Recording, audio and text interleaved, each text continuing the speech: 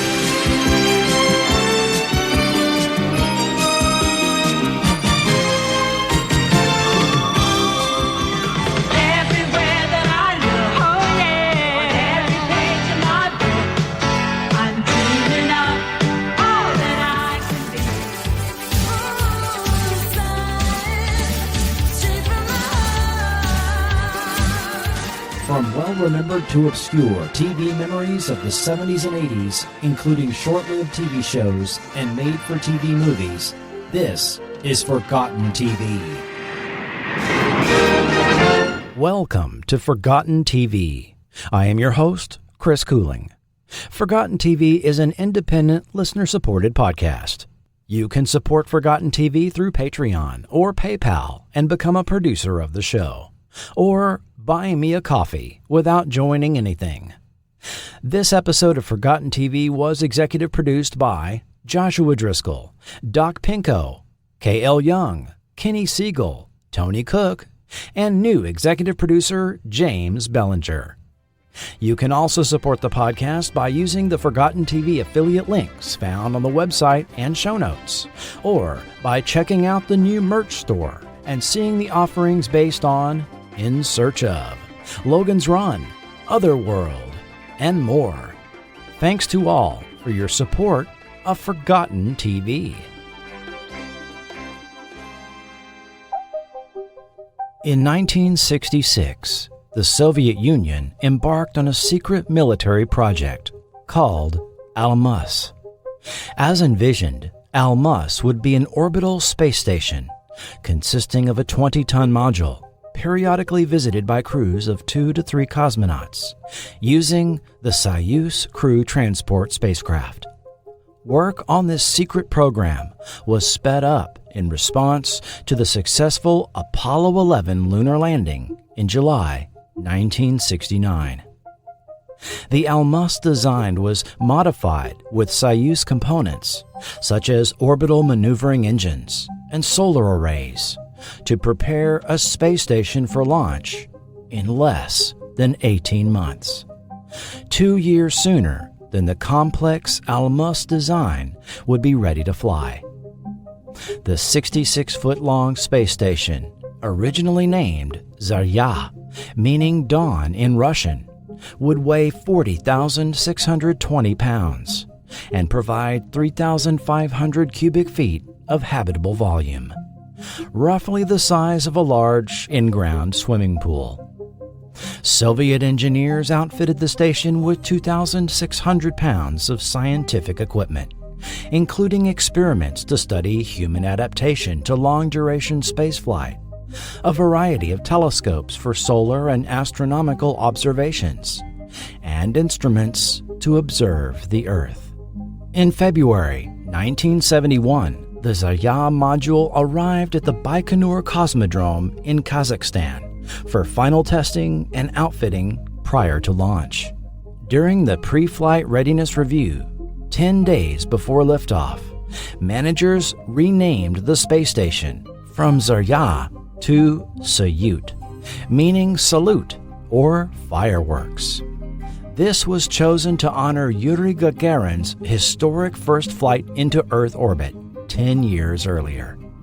The launch of Salyut took place on April 19, 1971, from Pad 81 at Baikonur Cosmodrome atop a proton rocket.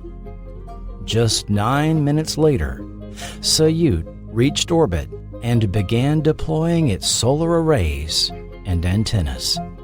The world was stunned by the news that the Soyuz 1, launched by the Soviet Union, had become the first space station in orbit around the Earth.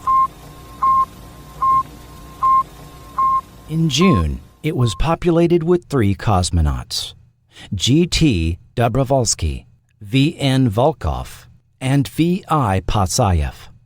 Following a record-setting 24-day mission, on June 29th, these cosmonauts were killed when the crew capsule depressurized while preparing for re-entry. They became the first humans killed in space. Designed for only a 6-month operational timeline, Soyuz 1 was deorbited on schedule in October 1971, marking the end of its mission. But Soyuz's successful launch served as a sharp reminder that the race for space was far from over. It was no longer about planting flags on the moon. It was about who could learn to live and work in space the longest. It would not be until May 1973 that the United States finally had its own space station, with the launch of Skylab, originally manned by astronauts Pete Conrad, Joseph P. Kerwin, and Paul J. Weitz. Skylab would become an important platform for scientific experiments over the next 6 years. These milestones in space exploration by the U.S. and the Soviet Union were the real-life manifestations of some 100 years of optimistic, speculative fiction. The Encyclopedia of Science Fiction tells us the first example of a space station in fiction appeared in Edward Everett Hale's novella The Brick Moon in 1869. Hale's story describes the construction and launch into orbit of a brick sphere 200 feet in diameter. Accidentally launched with people on board, the sphere becomes a de facto space station. Hale even predicted the use of such artificial satellites for navigational purposes. The concept got a surprisingly scientifically detailed treatment in Russian scientist Konstantin Tsiolkovsky's Vне Zemlyi, commonly translated as Beyond the Planet Earth. Writing on this began in 1896, and it was first published in 1920. The work gave an account of the building and launching of a spacecraft by an international group of scientists who began the construction of space habitats in high orbit, from which exploration and colonization of the solar system could be staged. Tsiolkovsky describes greenhouses for growing food, communication via space mirrors, and artificial gravity induced by spinning the station on its axis, with many of these concepts becoming commonly associated with space stations. The 1931 novella The Prince of Space by Jack Williamson describes a cylinder 5,000 feet long, which rotates to induce artificial gravity. The 1948 novel Space Cadet by Robert Heinlein featured the huge wheel-shaped Terra Station, which offered all the amenities of a small city in orbit. Published as the second in a series of juvenile novels, it inspired the TV series Tom Corbett Space Cadet, one of the early multimedia franchises that also included a radio show, comic books, newspaper strips, and even licensed toys and breakfast cereal tie-ins. The term Space Cadet thus permanently entered our lexicon. The image of the space station presented in the 1950s was typically that of a way station, a launching point for flights further into space. Project Moonbase from 1953 was the first film to portray a space station, used for both U.S. defense as well as to stage moon exploration. It should be credited for an attempt at realism, at least to an early 1950s popular understanding of what space travel might be like. Willy Lay's book, The Conquest of Space in 1949, also used the way station concept, becoming a feature film in 1955 produced by George Powell. This is the dangerous way station on the road to the planets, the jumping-off place for the fantastic rocket ship built in outer space.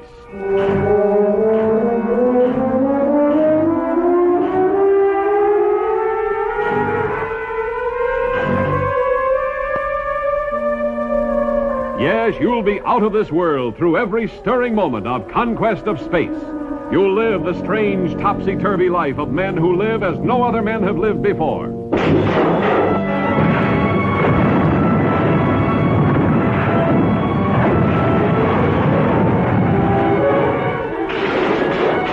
Evacuate Section 34. Not tomorrow, not next year, but sometime before the year 2000 AD, this amazing event will take place. And now you will be part of it, rocketing beyond the horizon of our time to join the greatest human adventure of all time. The 1955 book Earthman Come Home by James Blish, which launched his Cities in Flight series, envisioned entire cities in space, powered by an anti-gravity drive that could permanently leave Earth behind for an indefinite existence in the cosmos. However, difficulties arising from crews stationed long-term in space habitats were also foreseen. Voice of Infinity, a 1960 episode of Men into Space, depicted efforts to detect and prevent the harmful effects of disruptive crewmen experiencing mental problems on a space station. Several works even predicted the use of such space stations for more menacing purposes than mere space exploration, such as using them as a weapons delivery platform, with the potential for targeting any location on the surface of the Earth. Such was the case in C.M. Kornbluth's novel Not This August from 1955, which used the concept of such a military station to attempt to evict Russians occupying the U.S. In The Man from U.N.C.L.E. 1967 spin-off novel number 8, The Monster Wheel Affair, the villainous Thrush sets out to blackmail the world with a space station armed with thermonuclear weapons. That same year, Louis Charbonneau's Antic Earth depicted its space station as a refuge from an Earth rendered uninhabitable due to atomic devastation. While also in 1967, Deep Space Station K7 became filled with seemingly harmless, small, fluffy life forms in The Trouble with Tribbles on Star Trek. However, no depiction of a space station is likely more iconic than that scene in Stanley Kubrick and Arthur C. Clarke's 1968 epic film, 2001: A Space Odyssey. Inspired by several Clarke short stories, the film is known for a scientifically accurate depiction of space travel, and its 10-minute Dawn of Man opening scene featured an ape discovering the use of a large bone as both a tool and a weapon, then hurling it into the air as the viewer sees it transform into a gray, orbiting satellite. Johann Strauss's Blue Danube is then heard as we are introduced visually to the Space Station 5, a dual-ringed rotating wheel design with one completed ring and one still under construction. The station is used as a transfer point from low Earth orbit to the Moon and other planets, as well as an orbital hotel operated by Hilton. As we progressed into the 1970s, Princeton University physics professor Gerard O'Neill took the space station concept to its limits with his O'Neill cylinder. 20-mile-long rotating tubes designed to support millions of people in space. You undoubtedly have seen concept art based on this design, as well as that of the Stanford Torus. Miles-long, rotating cylindrical rings connected to a center hub, akin to the 2001 Space Station 5 design. The tubes and rings of these designs contain Earth-like habitats, complete with rivers, lakes, and countryside, with large mirrors reflecting sunlight and solar power, used to simulate days and seasons. Inhabitants of these structures would experience perfect weather, an abundance in food grown locally, not subject to attack by pests or roaming animals, or engage in recreation such as skiing, sailing, mountain climbing, or new sports yet to be invented that could be played in zero gravity at the center of the station. In his book, High Frontier, Human Colonies in Space from 1976, O'Neill describes life on board these habitats. To go on with our situation, it's a comfortable life here. Fresh vegetables and fruit are in season all the time because there are agricultural cylinders for each month of the year, each with its own day length. We grow avocados and papayas in our own garden and never need to use insecticide sprays. Of course, we like being able to get a suntan without ever being bitten by a mosquito. To be free of those pests, it's worth it to go through the inspections before getting aboard the shuttle from Earth.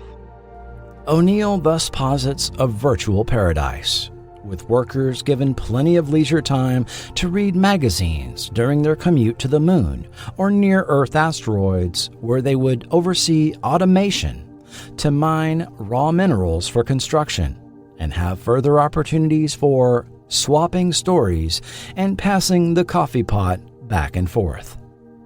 Why, even the ubiquitous ugly TV antenna of American suburbia will vanish due to receivers built directly into the cylindrical end caps. The concept illustrations depicting O'Neill's designs, done by artists Rick Giudice and Don Davis, were printed in many a book and magazine over the decades, and were absolutely a product of their time, depicting inhabitants hang gliding and sipping cocktails.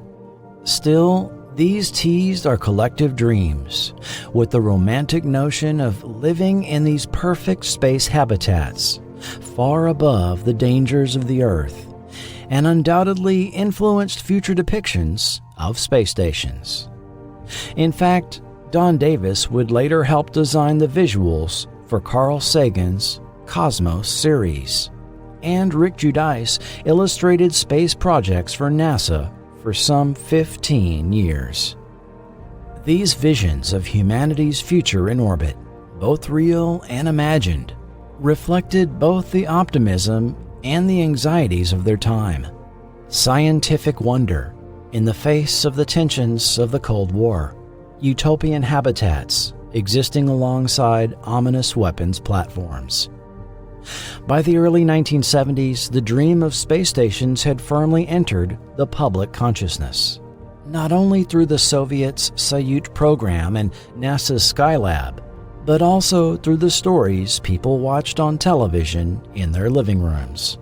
And in November of 1971, just months after Soyuz's brief but groundbreaking mission, American audiences were invited to imagine their own future in orbit with a made-for-TV movie that brought these speculative ideas down to Earth, or rather into Earth orbit. A 1971 MGM-produced telefilm broadcast on ABC, which depicted life on board an international space station, called Earth 2.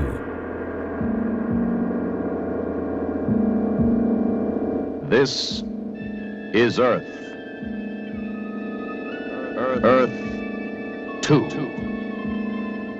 The last hurrah of a dying planet, or the Noah's Ark of an intergalactic age. In the silent vacuum of space, the future of the world is finally in the hands of man himself. In Earth 2, a new synthetic world.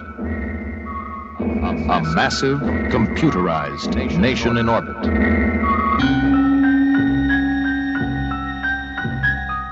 A colossal space commune housing the staggering totality of every known scientific fact, perfectly programmed to self-create man's artificial rebirth.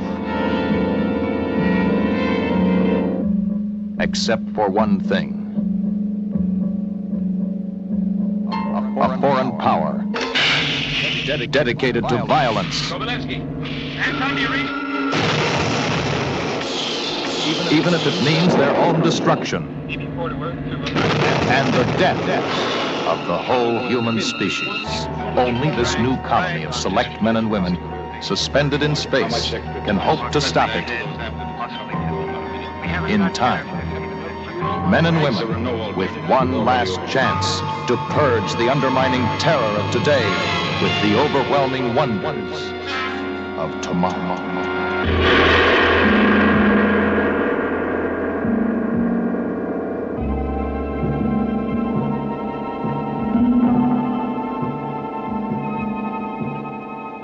Earth 2. Man's only hope for tomorrow. Or the end. The film opens with a suspenseful scene. A lone diver surfaces repeatedly in waters patrolled by Navy vessels. Tension mounting as we follow his movements. Slowly, it becomes clear. The waters are near Launch Pad 39B at the Kennedy Space Center, where a Saturn V rocket stands ready for liftoff. Inside the Apollo capsule are 3 astronauts. Commander David Seville, actor Gary Lockwood, pilot Jim Coppa, actor Scott Hylands, and Dr. Lauren Huxley, actor Hari Rhodes, who will serve as Chief Medical Officer for the new station. The diver, revealed to be a sharpshooter, inflates an armrest as he takes aim at the rocket. But before he can act, he is intercepted and neutralized by the Coast Guard. The rocket lifts off, soaring skyward, as the President addresses the nation. At this time, we bring you an address by the President of the United States. My fellow citizens, as you all know, a few moments ago, an Apollo spacecraft was successfully launched from Cape Kennedy. And I have asked to speak to you because, as you also know, that spacecraft has a special mission which has been the subject of considerable controversy. But it is my hope that with your approval, that mission may be the beginning of an entirely new society, a nation in orbit, dedicated to helping us here on Earth put an end to such things as hunger, pollution, disease, and natural disasters, and further dedicated to helping us discover new supplies of vital natural resources. But to do so for the whole Earth, impartially, without prejudice or favor, it must be independent of any one nation. Only then can it ask for and receive the trust of all nations. And that's why the men who conceived this idea want to make that spacecraft into a free nation, independent of all others, to be known as Earth 2. As your president, but more importantly, as another citizen of this struggling planet, I urge you to join me in supporting this bold new experiment for the sake of all mankind. Thank you. We are then treated to several minutes of authentic spaceflight sequences. Mission control buzzing with activity, the capsule crossing the continental United States in orbit, and the public responding to the President's request by illuminating their homes to symbolically vote their support for the Earth 2 project, which would make the proposed space station a sovereign nation in orbit. While at mission control, Walter Dietrich, actor Gary Merrill, and Frank Carger, actor Tony Franciosa, ponder the historic nature of the mission, which Karger opposes. Fast forward a few years, and the completed Earth 2 space station is revealed, gracefully rotating above the planet. A passenger shuttle approaches, docking smoothly with the station. Surprisingly, on board is the Karger family. Frank, his photographer wife Lisa, actress Marriott Hartley, and their young son Matt, actor Brian Dewey. But the family is held up by customs, as they are personally greeted by pilot and founding inhabitant Jim Coppa. He explains Matt's toy gun flagged security, and that no weapons, not even toy ones, are allowed on Earth 2. Lisa thinks it's marvelous. Frank thinks it's overkill. The Kargers begin to settle into their new otherworldly home, complete with the wonders of space livestock and hydroponics capsules, along with the amusements the lower gravity, the central area of the station offers. But Frank's opposition to the weapons policy puzzles David Seville, now an official aboard the station. Frank then reveals he intends to introduce changes to Earth 2 via the D&D process, a discussion and decision procedure where if the argument for a policy change can persuade a simple majority of inhabitants, it is enacted. At Earth 2 Mission Control, Frank is greeted by old colleague Walter Dietrich from NASA and is introduced to Russian inhabitant Anton Kovalevsky, actor Edward Michael Bell, whose wife, Ileana, actress Inga Swenson, is very pregnant. Tension arises when Earth 2 detects an unannounced rocket launch by China, the same governmental power that had sent a sniper to shoot at the initial Earth 2 rocket launch. As the Chinese module takes orbit, a probe is sent to investigate, where Lisa photographs it. Analysis reveals it to be a weapons platform carrying 3 nuclear warheads. Seville and Dietrich travel back to Earth for a UN meeting, revealing to the Chinese delegate and general the danger posed by the orbiting device. Both Earth 2 and the Soviet Union request its removal, but the Chinese refuse. The station then calls for a D&D to democratically determine Earth 2's course of action. In a D&D broadcast to all inhabitants, complete with real-time fact-checking, Frank Karger demands action to disarm the platform, while Seville argues that it would be too dangerous and may start a third world war. The vote favors sending a mission to dismantle the platform. Astronauts Anton Kovalevsky and Jim Coppa are dispatched. Using a little subterfuge over comms to mask their true intentions, they approach the platform under the guise of taking radiation readings. Anton performs an EVA to disarm the weapons, but a slip results in an electric shock, and Jim must rescue him. Kovalevsky. Anton, do you read me? Unable to neutralize the missiles, the Earth 2 tug grabs the entire platform and brings it back to Earth 2's cargo bay. Dr. Huxley's team works to save Anton's life, but he dies from his injuries, holding his wife's hand. Then, in a twist, Frank announces his intention to declare a D&D over keeping the weapons for Earth 2's defense, so it too can be considered a nuclear power.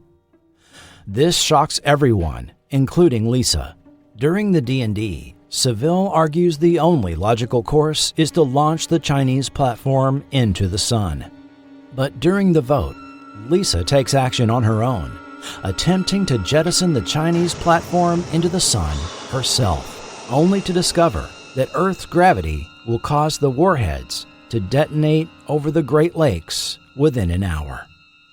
Seville and Coppa take a shuttle to intercept the platform. As it re-enters the atmosphere, its exterior hull burns away, exposing the missiles. With no fuel for a slingshot maneuver, they must bring the platform back to Earth 2's cargo bay. Finding the fusing material almost fully melted, the exposed cargo bay with no hatch will rotate into the sun and raise the temperature, detonating the 3 warheads. Using ingenuity and brute force, the crew stops the rotation of the station, drills into the warheads, and replaces the fuses with metal wrenches, neutralizing the threat. With the immediate danger past, Frank gives up on his idea of Earth-2 keeping the weapons. The missiles are launched into the sun correctly, and peace is restored. With all relieved, Dr. Huxley concludes with a celebratory announcement showing everyone over Videocom the newest and first native-born citizen of Earth-2, Anton Kovalevsky, Jr.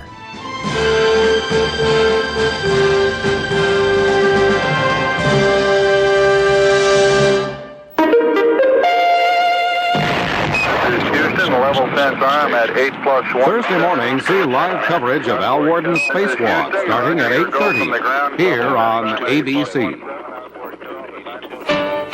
The presumption of innocent until proved guilty still stands before the law. Owen Marshall, counselor at law. Courts and laws in this world are still based on reasonable evidence.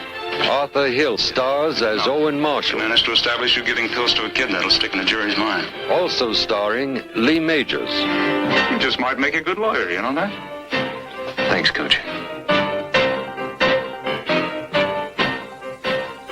Move down the darkest corridor of the inner mind. ESP is a fact. Across the comprehensions of reality. Science fiction. Is it?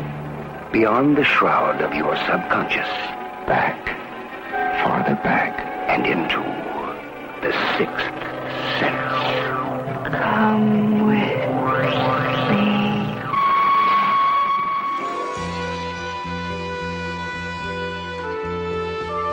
Behind the scenes. Earth-2 aired as the ABC Sunday night movie on November 28, 1971. It was filmed at MGM's Culver City Studios, the North American Rockwell Corporation Space Division headquarters in Downey, California, and at Cape Kennedy, Florida.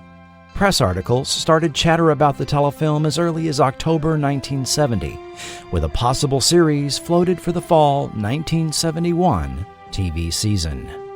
Casting for the telefilm started being announced in late 1970.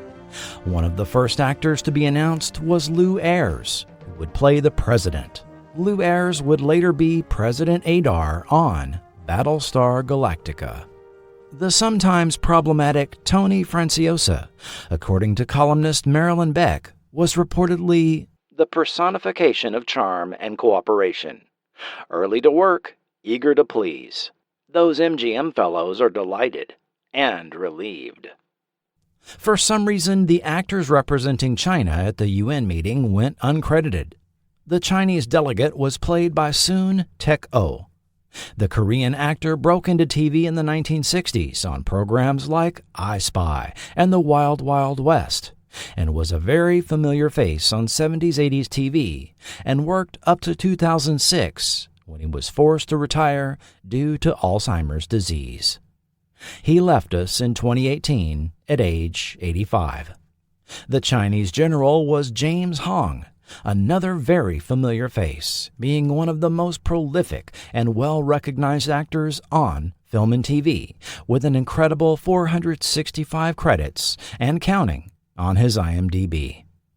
The inclusion of Gary Lockwood and an orbiting circular space station allows you to draw clear comparisons with Kubrick's 2001 A Space Odyssey, coming only 3 years earlier. Lockwood played unfortunate astronaut Frank Poole, who was outside the spacecraft when attacked by HAL, cutting off his air supply. Spoiler alert. Production began the last week of November 1970. And filming was reported as completed mid-February 1971. In March, technical advisors R. Buckminster Fuller and Dr. Croft Erica called a press conference to discuss their involvement with the telefilm. Erica addressed the press, saying, "Future life lies not in returning to the cave, but in an upswing to something much bigger, out of our present quagmire. And a film like Earth-2 shows one way we can do it." Fuller, an internationally known lecturer and inventor of the geodesic dome, joined Erica in praise of the project, calling television a third parent to educate the young to new concepts through dramatization. Concerned with the rising population of Earth, longer life expectancies, and decreasing natural resources, Fuller looked forward to the possibility of permanent space stations researching solutions to these issues by the year 2000. If we can make man a success in space, he can be a success on Earth. Now, with the space program, for the first time, we have the chance to do it fundamentally for peaceful reasons.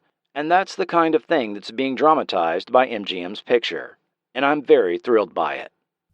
More on Fuller and Erica's contributions to the film in a bit.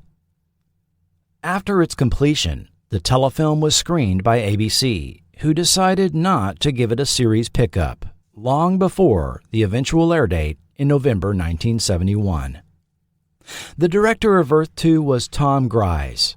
He worked in TV as a writer and director in the 1950s on science fiction theater, and plenty of westerns like Tombstone Territory and Stony Brook, as well as later miniseries QB7 and Helter Skelter. He died of a heart attack in 1977 at age 54.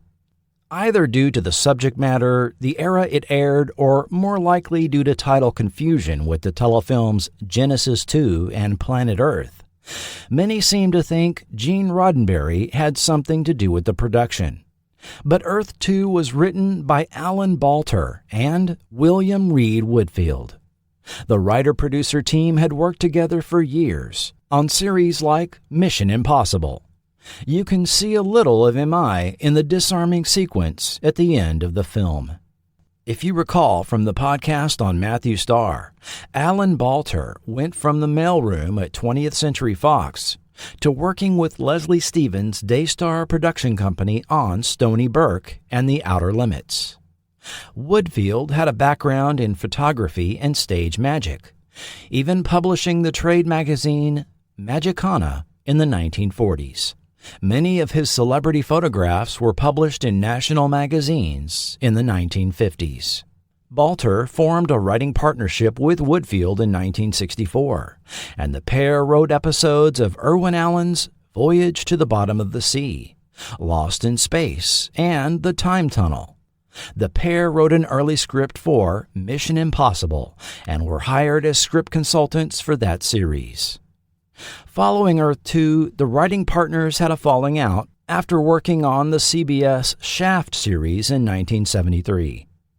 Balter went on to manage early production of the Matthew Starr series, the stress of which quite possibly induced the heart attack from which the 56-year-old writer died.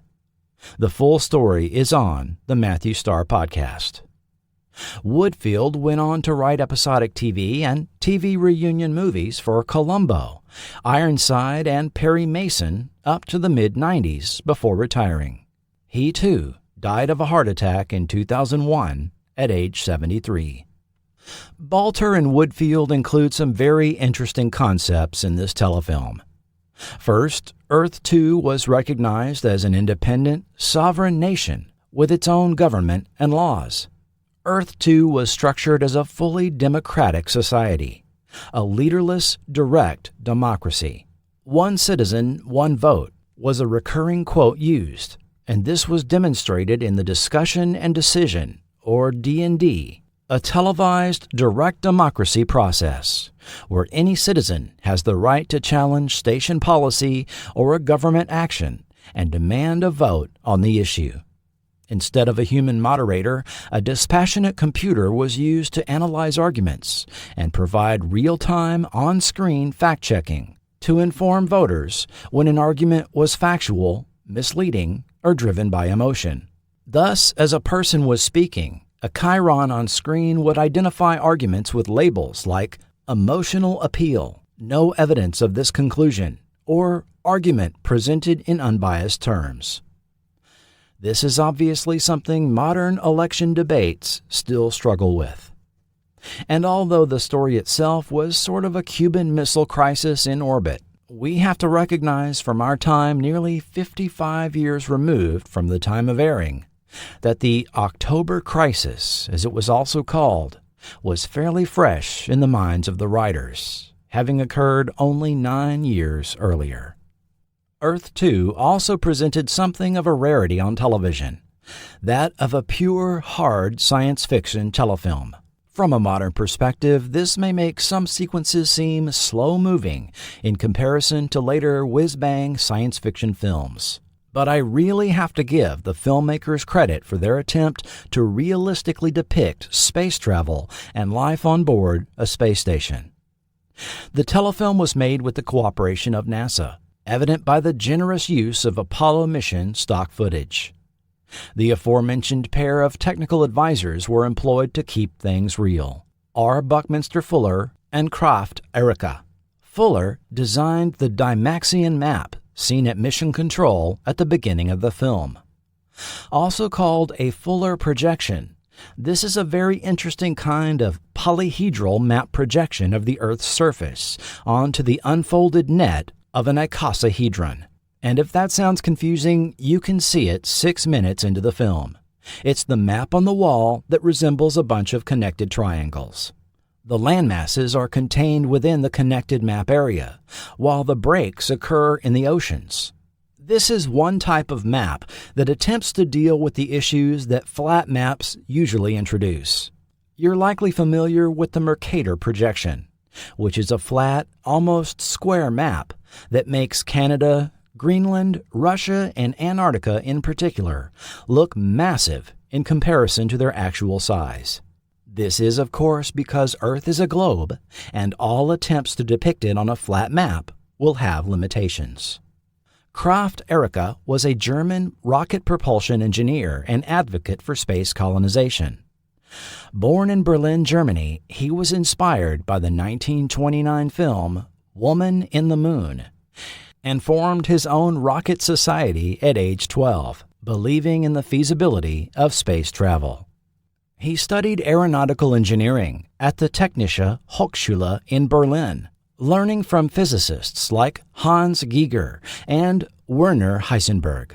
Notably, Ericka was brought to the United States in 1947 as part of Operation Paperclip and briefly worked with the Von Braun rocket team.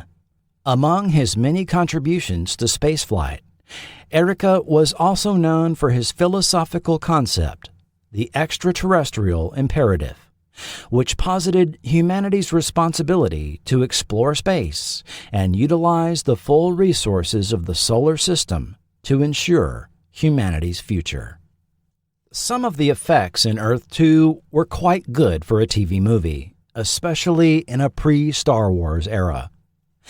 The special visual effects were credited to J. McMillan Johnson, an artist who had worked on Hollywood productions going back to 1939's Gone with the Wind and The Wizard of Oz.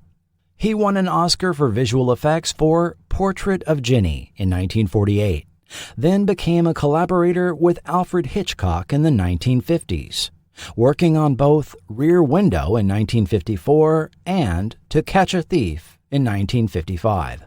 Appropriately, he worked as an art director on the aforementioned Conquest of Space from 1955.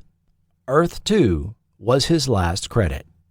Matte paintings were credited to Jim Danforth, known for his stop-motion model animations on films such as When Dinosaurs Ruled the Earth from 1970 and 1981's Clash of the Titans, as well as his work with special effects company Projects Unlimited, who created the monsters for The Outer Limits. The sets were designed by longtime MGM art director Edward C. Carfagno, a 3-time Academy Award winner for The Bad and the Beautiful from 1952, Julius Caesar 1953, and Ben-Hur from 1959. The Earth 2 Astropolis itself was designed by Krafft Ericka in clusters of 3 sections. In universe, it measured 1,800 feet in length, 1,200 feet across, with a mass of 16 million pounds. Amenities included science labs, a fully equipped hospital, hydroponic garden, and 4 10-story residential complexes housing the 2,000 inhabitants.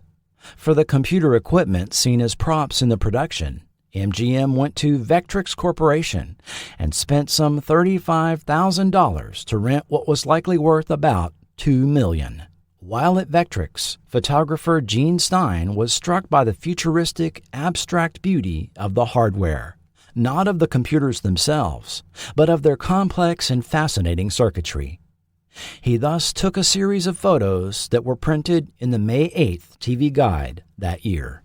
Among the computer equipment seen at Mission Control, Earth 2, and the shuttle vehicle were panels from the ubiquitous IBM AN FSQ-7, which have popped up repeatedly in productions we've considered on this podcast. Once the largest computer ever built, taking up the entire floor of a government building, the Q-7 was a key component of the Semi-Automatic Ground Environment, or SAGE system, used to track and intercept enemy bombers in the late 50s and 60s. Showcased very well on classic shows like The Invaders and Battlestar Galactica, Q-7 control panels continue to show up in even recent productions like Agents of S.H.I.E.L.D. The score for Earth 2 was composed by an immensely talented and prolific individual, of whom it could be said scored the 1960s and 70s, providing over 100 TV and film scores and themes over his career. Argentinian pianist, composer, and conductor Lalo Schifrin. Born Boris Claudio Schifrin in 1932 Buenos Aires to a religiously mixed home with a Jewish father and Catholic mother, he grew up exposed to both religions. His father, Luis, was the concertmaster of the Philharmonic Orchestra of Buenos Aires at the Teatro Colón for some 35 years. Growing up, the nickname Lalo, derived from his middle name Claudio, stuck. When Lalo was 6 years old, his father arranged for him to begin studying piano with Enrique Barenboim, father of celebrated pianist-conductor Daniel Barenboim. While a young boy, he would attend movies at the local cinema and soon realized the importance music played to the theatrical experience. One weekend, the film playing was Dracula, which was the topic of discussion the following Monday at school. During a recess, I told my classmates about my experience. In my opinion, without the music, the film would not have been so scary. Entering his teens, he continued his piano studies with Russian expatriate and former head of the Kiev Conservatory, Andreas Karalis. Not surprisingly, Schifrin did not listen to much popular music growing up, not even the popular tango. In my house, it was Schubert and Beethoven. You couldn't ignore tango, of course, but I didn't start to pay attention to tango composers Piazzolla and Salgan until I started paying attention to composers like Bartók and to jazz. Yes, while a student at Colegio Nacional High School, friends would expose him to jazz records, a style of music forbidden by Juan Perón's authoritarian regime, leading him to bribe an American merchant marine to smuggle them into the country, and to learn how to conceal his absurd contraband. I was breaking the law. Even in the summer, I had to put on an overcoat and put the records under the belly and covered them with my belt. Although studying sociology and law during his 4 years at university, it was music that was his true passion. Winning a scholarship to the Paris Conservatory in the early 1950s, he studied with French composers Charles Queclon and Olivier Messiaen. He soon found himself studying serious music by day while playing jazz in the clubs at night. And in 1955, he represented Argentina in the Paris International Jazz Festival. Returning to Buenos Aires and with Perón deposed, he started a 16-piece, Basie-style jazz band, the first of its kind in Argentina. As he later told the LA Times, a quartet would have flopped. But nobody had heard a live band with 4 trumpets and 4 trombones. The intellectuals found in our music catalytic elements for whatever they were interested in. His band was featured on a popular weekly variety TV show. Around this time, he began studying film directing, not because he wanted to direct films, but because he had always wanted to write music for them, and felt understanding film direction would give him an advantage in this field.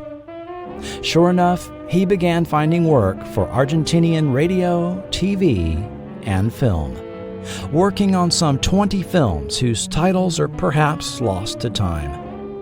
But one of them, for filmmaker Fernando Ayala, won him the equivalent of an Oscar for 1958's El Jefe. Eventually, none other than Dizzy Gillespie was in Buenos Aires. Accounts differ as to whether Gillespie was in Schifrin's audience or the other way around, and at least one article had them meeting in Paris. But in any case, he connected with the jazz great, who recruited him to write music, and Schifrin delivered the 5-movement Gillespiana in 1958. Moving to New York City, he joined Gillespie's quintet as pianist, recording Gillespiana and writing a second composition, The New Continent. In New York, hanging out having cocktails at Basin Street East or the Hickory House, the handsome Lalo looked very much the part of the coolest hep cat around, with his striped button-up shirt, sunglasses, and pipe. Soon, he was touring the world, playing with greats Count Basie, Ella Fitzgerald, and Miles Davis. The 1960s saw Schifrin win his first Grammy for music arrangement for the Jimmy Smith album, The Cat. And his second Grammy was for composing the Paul Horn album, Jazz Suite on the Mass Texts. A mutual friend introduced him to producer Ivan Tors, who asked Schifrin to score his new film. 1963 had Schifrin moving to Los Angeles to sign a contract with MGM, and his music was heard on the African adventure picture Rhino. After composing music for films The Cincinnati Kid with Steve McQueen, The Liquidator with Rod Taylor, and surfing documentary Gone with the Wave, Schifrin was contacted to work on non-MGM TV projects. The first of these being the Jack Klugman sitcom, Harris Against the World. The word got around that I was fast and reliable and delivered a good product. Work started coming fast and furious. The 1966 spy thriller Blue Light. Long before Hitler turned the world to flames, American correspondent David March fled to Germany, posing as a traitor to his own country. Accepted by the Nazi high command, March worked as a double agent to destroy the Third Reich from within, under the code name Blue Light.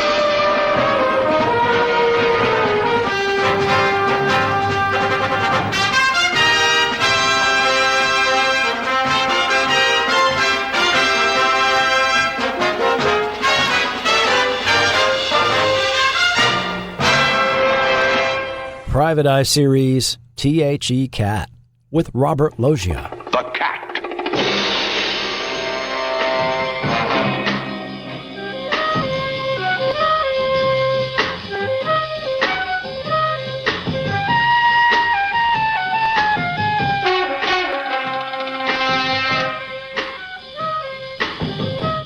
Unlike these nearly forgotten TV themes, his next assignment would follow him for the rest of his career and become one of the most recognizable pieces of music ever composed for television.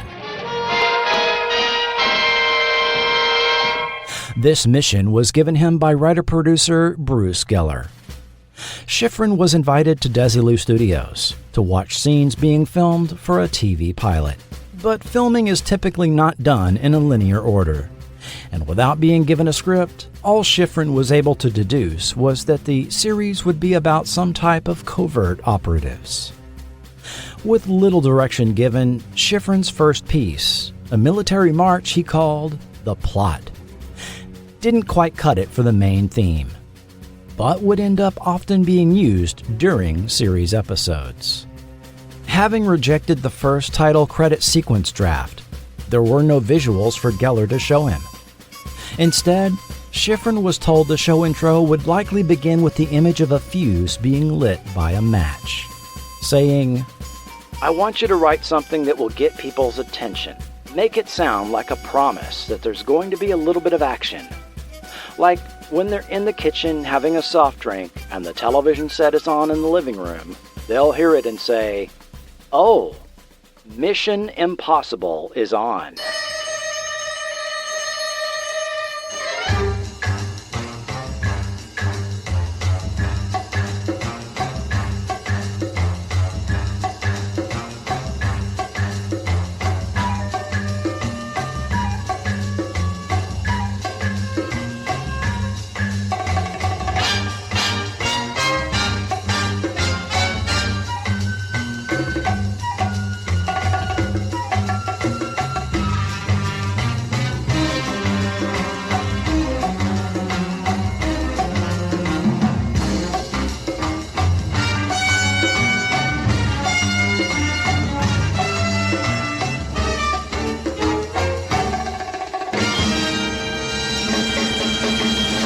This track was appropriately called Burning Fuse.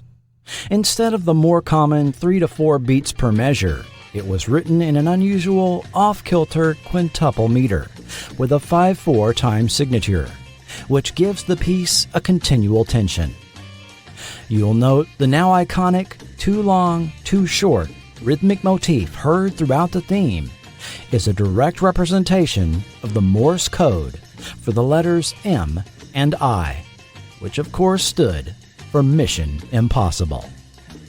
As he told The Independent in 2018, Schifrin realized his first attempt was the wrong approach. "I knew what I had to write. I understood it had to be like a call to the viewers to watch. What I needed to compose was like a logo for Mission Impossible. I sat at my desk and wrote that theme in exactly 1.5 minutes. It was not inspiration. It was a need to do it. It was my own little Mission Impossible. The whole thing, including the chorus, the bongos, everything you hear, took me maybe 3 minutes. I was creating sound of impossible missions and making them swing. I didn't know it was going to be so successful." And successful it was. Released as an instrumental single, it peaked at number 41 on the U.S. Billboard Hot 100 and number 19 on the Adult Contemporary chart, selling more than 500,000 copies in the U.S. Schifrin won 2 Grammy Awards for his work on Mission Impossible, Best Instrumental Theme and Best Original Score for a Motion Picture or TV Show. The following year, Schifrin was pursued again by Geller to provide a theme for his new Private Eye series for CBS. Starring Mike Connors, the show was initially about a private detective working for a firm called Intertect that used massive banks of computers to aid in solving cases. For this theme, Geller told Schifrin he had heard a jazz tune on the radio, similar to what he was looking for. Schifrin lit up when Geller tried to hum it, and immediately knew what Geller was looking for.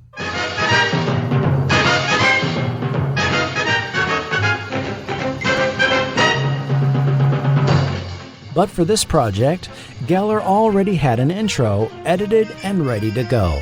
A multiple split-screen approach with various squares that show Connor in action, until 3 colored panels boldly state in a modern lowercase slab serif typeface, "Mike Connors is," followed by the Intertect computer spitting out a punch card that read, "Mannix."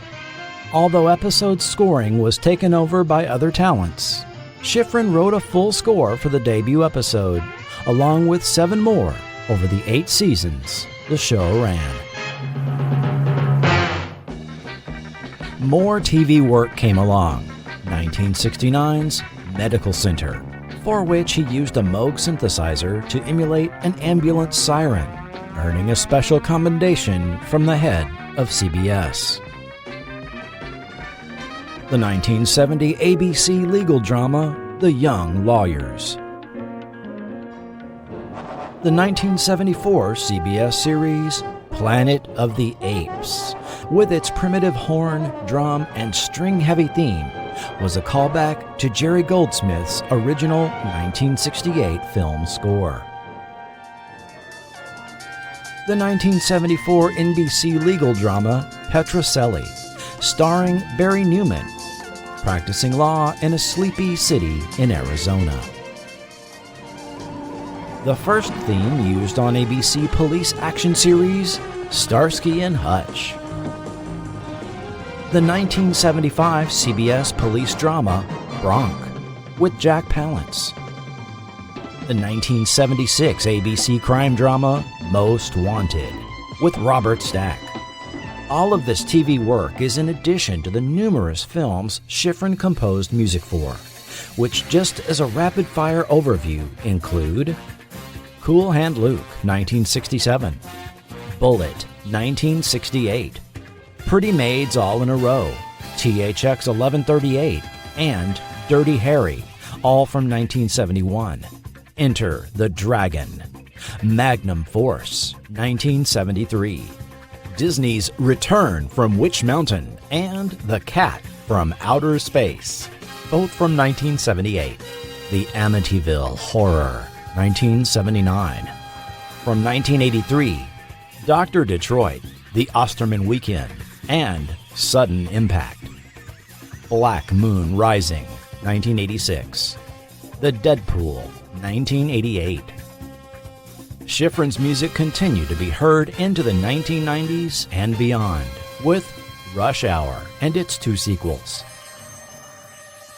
And of course, Schifrin's Mission Impossible theme has been heard on the 8 feature film adaptations that started in 1996. Director Brian De Palma originally wanted composer John Williams for the first film, who wanted to deliver his own original score.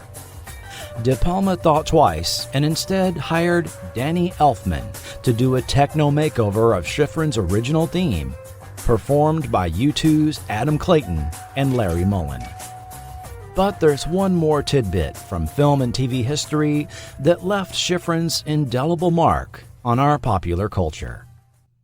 In 1965, news director Al Primo at Westinghouse Philadelphia affiliate KYW-TV began jazzing up the news format by using flashier opening graphics and using John Barry's music track known as 007 Takes the Lecter from 1963's Dr. No as a musical intro. 3 years later, he moved to New York City to work at network flagship station WABC. There, he also performed a makeover of their local news into what became known as the eyewitness news concept. Moving away from a stodgy man-on-camera reading news stories, eyewitness news would emphasize filmed segments combined with live reporters in the field, serving as the eyewitness to a news event. News anchors back at the studio became personalities, engaging in banter or happy talk, and giving their own comments between news stories. But this time, Primo licensed a different movie theme, one originally written for a scene about an hour into a Southern drama released the prior year, with its nervous rhythms, staccato punctuations, and suspended brass chords. So, the Tar sequence from 1967's Cool Hand Luke was reborn as the Eyewitness News theme, heard on most of ABC's major market stations every night for some 20 years. It was so successful that motifs from this original theme live on in news music packages still used nationwide. Outside of film and TV, Schifrin has over 60 credits in the classical composition field. He has conducted numerous orchestras around the world, including London Symphony Orchestra, the London Philharmonic, the Vienna Symphony, the Los Angeles Philharmonic, the National Symphony Orchestra of Argentina, the Sydney Symphony Orchestra, and the Lincoln Center Chamber Orchestra. In 1987, some of the best musicians in France formed the Paris Philharmonic Orchestra for the purpose of recording music for films and performing concerts. They appointed Lalo Schifrin as musical director, and he held this post for 5 years before resigning to spend more time composing. He has composed the overture for the 1987 and 1995 Pan American Games, as well as the grand finale for the 1990 concert celebrating the finals of the World Cup Soccer Championship. In this concert, the three tenors, Luciano Pavarotti, Placido Domingo, and Jose Carreras, sang together for the first time. I could go on with literal pages of his releases, accomplishments, and accolades, which would take me an additional 17 minutes to read. During writing of this podcast, it was announced Lalo Schifrin died at a Los Angeles hospital from complications of pneumonia on June 26, 2025. He was 93. Over the course of his career, Lalo Schifrin was nominated for 22 Grammys, winning 5, nominated for 4 Primetime Emmys, and 6 Academy Awards. He has a star on the Hollywood Walk of Fame, and in 2018 received an honorary Oscar for his contributions to the art of film scoring. Accepting the award, he said, "Composing for movies has given me a lifetime of joy and creativity. Receiving this honorary Oscar is a culmination of a dream. It is a mission accomplished." 4 years after the airing of Earth 2, American Apollo and Soviet Soyuz spacecraft docked in what was the world's first international space rendezvous. While docked, the two crews performed both joint and separate scientific experiments, including using the Apollo craft to create a solar eclipse for the Soyuz crew to photograph the solar corona. Known as the Apollo-Soyuz Test Project, this important mission proved that U.S. and Russian crews could work together successfully. This symbolic handshake in space became an emblem of détente during the Cold War. Unfortunately, the June 1971 death of the 3 Soyuz cosmonauts was the beginning of a string of bad luck for the Soviet Union space program. An attempt at a second Soyuz failed when one of its Proton rocket's second stage engines failed, preventing what would have been Soyuz 2 from reaching orbit. A newly designed version of Soyuz was secretly launched in May 1973, just 3 days before America's Skylab would launch. But a series of errors resulted in one of its attitude control thrusters to continually fire, depleting the station's fuel supply during its first orbit. Unable to raise its altitude, the derelict station re-entered the Earth's atmosphere 11 days after launch. 2 of its crew members were reassigned for the Apollo-Soyuz test project.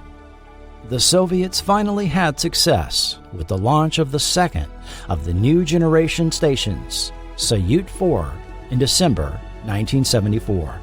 2 different crews spent 30 and 63 days aboard the station in 1975, setting new Soviet space endurance records and conducting valuable science experiments. The next 2 third-generation stations, Soyuz 6 and 7, launched in 1977 and 1982.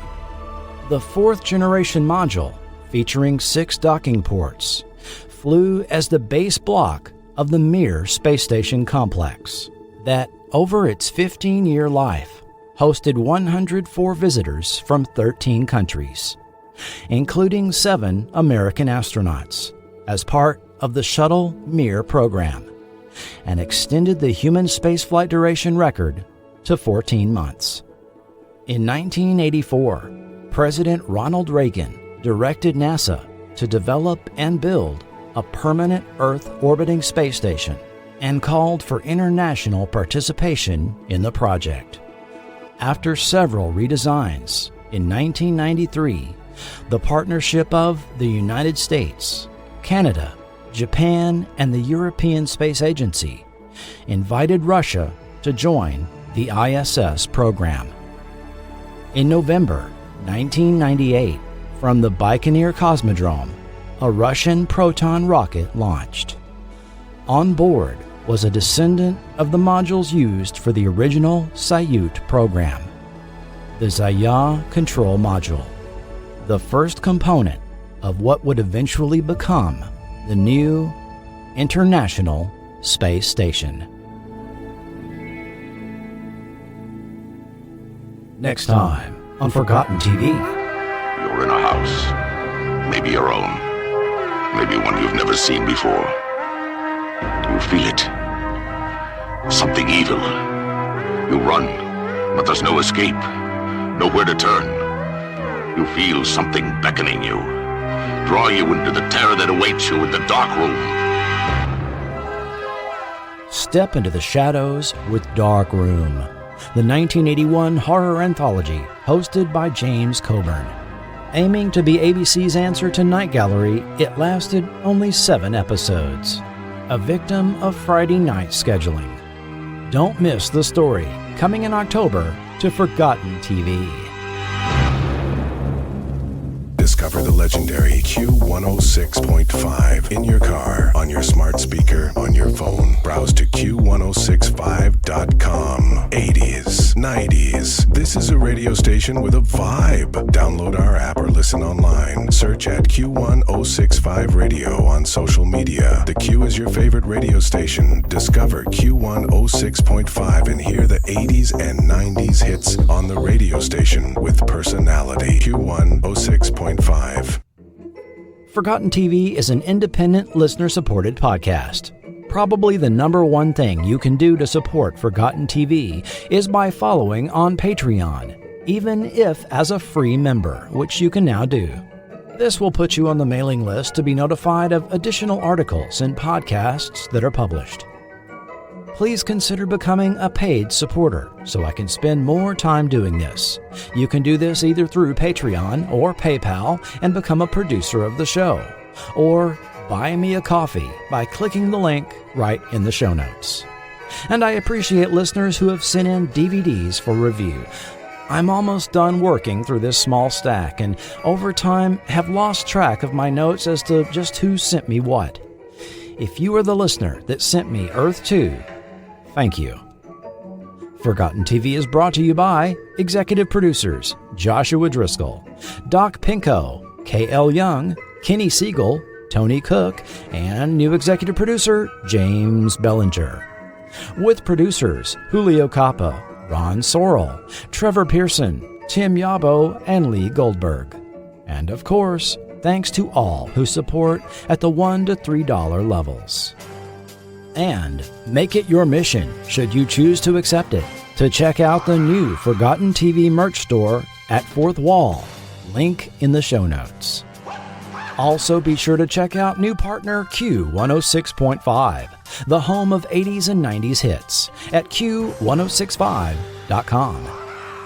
Forgotten TV is not affiliated with or authorized by Warner Brothers, MGM Television, ABC, Desilu Productions, Paramount Television, Dot Records, or any production company, TV network, or music studio involved in the making of any TV show, film, or album mentioned in this podcast. Links to Amazon are affiliate, and as an Amazon associate, Forgotten TV earns royalties from qualifying purchases made. All characters, films, and series mentioned are the property of their respective copyright holders, and no infringement is intended. Audio clips included are for the purposes of historical context, review, commentary, and criticism only, and are not intended to infringe. Additional audio used under license by Epidemic Sound. If you need music for your podcast or YouTube channel, check out Epidemic Sound, link in the show notes. This podcast is copyright 2025 Forgotten TV Media. The views and opinions expressed by guests and quoted sources are their own and may not reflect the opinion of Forgotten TV Media, its patrons, or any future sponsors. This podcast is intended for entertainment purposes only. Information presented is based on a combination of interviews, period news media, books and magazine articles, and high-quality online sources. While reasonable effort has been made to include only factual information, Forgotten TV Media cannot guarantee the accuracy of every detail included and makes no representations or warranties for the content in this podcast and cannot be held liable for errors or omissions. And it's time to thank some of those YouTube channels for making some of that audio possible.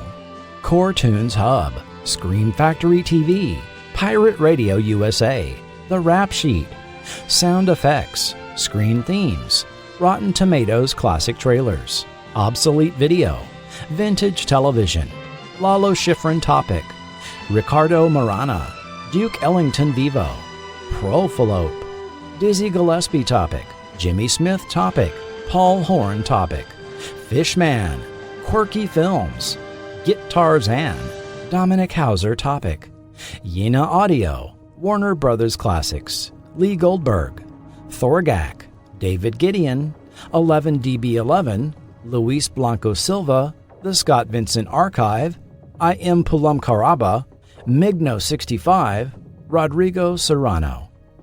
Quotes and background information were obtained from the following sources: the books and printed materials. Interplanetary Flight and Communication by K.E. Tsiolkovsky. Music composition for film and television by Lalo Schifrin.